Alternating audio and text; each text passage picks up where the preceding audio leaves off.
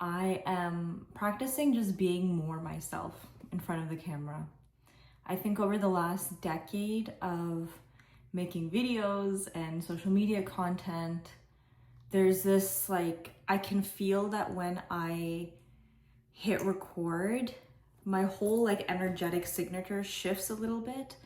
And I feel that energetically, but also in my body, I get a lot more tense. Just this tension of feeling people watching me. I feel like if you're energetically sensitive, you'll know what I'm talking about. It's similar to the feeling of when you're performing or presenting in front of a lot of people or just speaking in front of a lot of people. And as soon as you feel their eyes on you, you feel tension. So I'm really noticing that in my body and how that actually alters the way that I actually come on to express. And therefore, because I'm expressing in a way that's not fully reflective of my actual essence and my actual natural ways of being and seeing and thinking and etc., even just my vocal tone, it magnetizes people who are also not quite exactly the people that I want to be making these videos for. It makes sense when you put it that way. But today's video, before we start, I have this flower essence from my friend Ninaru. She has a brand called Chi of Life. It's the QI. I think it's Chi.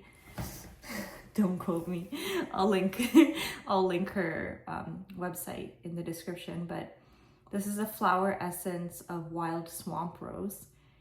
And the energy of swamp rose, I had never even known about this plant before this flower essence was brought into my awareness. I just do a drop of it. And the way that I like to work with plants is usually when a product like this or plants or something comes into my awareness, I will feel an immediate resonance with it. And I went to a workshop on Sunday called Closing of the Bones. It's a postpartum ceremony, learning how to facilitate that. And Ninaru was one of the facilitators. And so she had these on offer after for purchase, and I immediately felt a resonance. And then later, when I was sitting with the energy of a swamp rose, when I was really trying to conceptualize why I was feeling called to it, I started thinking about just a swamp rose, okay, a rose growing in this marshy swamp, okay, and how the rose would stand out amongst its surroundings, and the rose would also feel like the odd one out potentially, and it just would, or even just if the swamp is really mucky and dense and stuff, and the earth, the rose is this ethereal thing amongst that environment.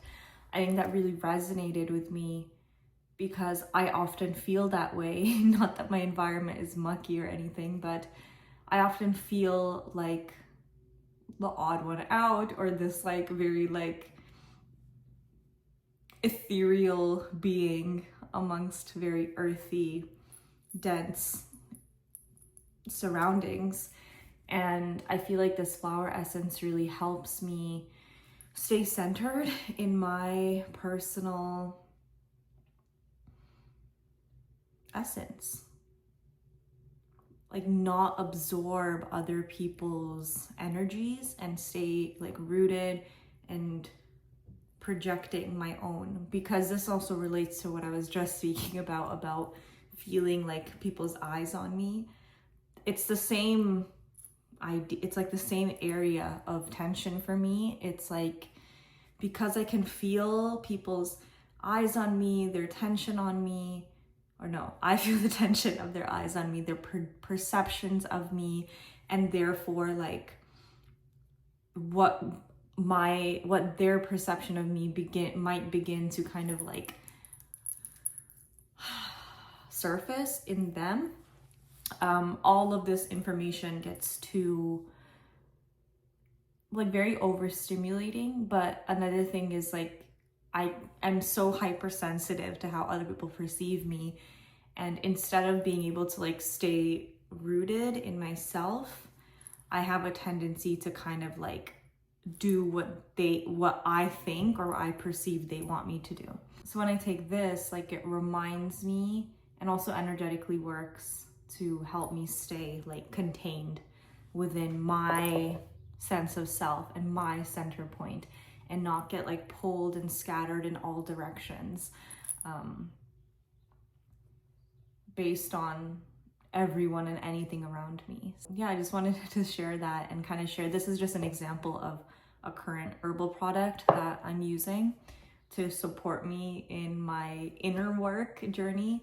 But for anyone that has ever felt called to like things like tools like this and they don't quite understand how they work, hopefully this could give you some sort of an understanding. Another practical way that I look at it is that when I have this with me, it's keeping that intention at the top of my mind, like the intention of staying in my center. It's constant, like when I have this around me and it's like in my field of vision multiple times a day, it reminds me that that's what I care about right now at this point in my life. And so I'll always bring myself back to that intention. And it's almost like it's an anchor, basically. And so now also I'll use it randomly throughout the day, but then I will also use it before I'm recording something, before I'm even having conversations with other people, going on social media, any sort of interactions that I have with others. I am taking this, reminding myself of my intention, and as a result, bringing myself back to my center. And yeah, it's been super supportive. So flower essences, you also can make your own flower essences. It's pretty simple. My personal process for flower essence is when you find a flower whose energy you desire. So swamp rose, like we were talking about, has a very specific energy.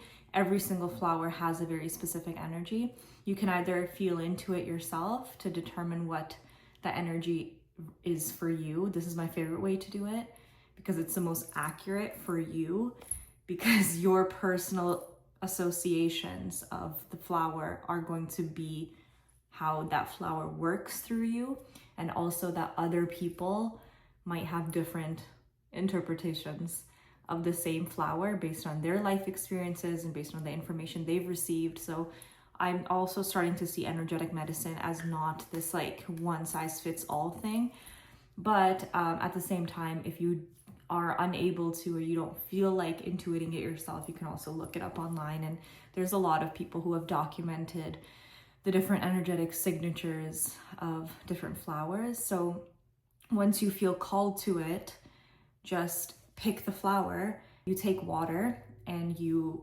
float actually I'm going to show you like a picture and video of a flower essence that I had made recently with dandelions and violets that I found in my yard. You just float the flowers, however many you feel, and then you just leave it in the sun for a bit. I do this whole process intuitively, so it was like for this one, it took me like, I don't know, I left it out in the sun until the sun was done that day, which was like a few hours, until the sun set that day, which was a few hours. So yeah, and then that flower essence, I just like it was like a short protocol for me. Like I just drank the water in like 2 days. But with something like this, you have that and then you mix it with alcohol to preserve it. Therefore, it becomes shelf stable and can last. And also you can dilute flower essences. Like if you create like a jar with like alcohol like that much, you only need like a few, because it's energetic medicine and it works on the energy body. It's kind of like homeopathy, if you know what that is. It's like, it's not relying on like the chemical transfer into your body. It's just transferring an essence.